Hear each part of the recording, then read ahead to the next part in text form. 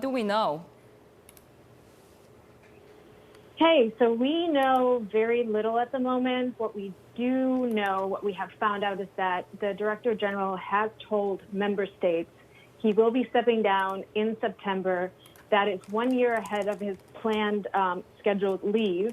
We do not know right now what really drove this move or who will be following in his footsteps. But what we do know is obviously this comes at a very interesting and delicate time for the Geneva-based trade body. Jenny, obviously it's been a tumultuous second term for the WTO chief, but I'm interested in what are the implications when it comes to the issuance of judgments if this is happening?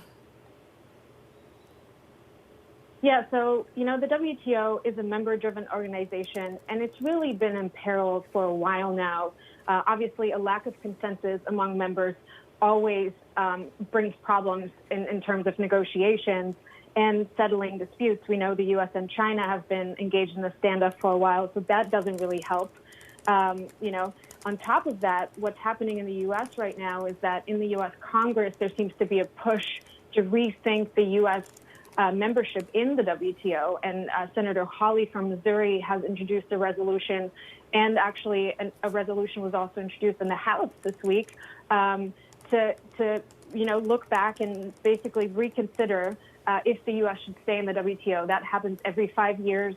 A vote usually doesn't take place, but we're obviously now in a very different time with, the U.S. and China in their trade war seem to be heating back up again, and President Donald Trump obviously gearing up for a second term here in the U.S. So it's really coming at an interesting time. Jenny, what do we know about potential replacements? So there's 4 deputy directors general that could serve as his interim caretakers until his actual term would end, which is in September 2021.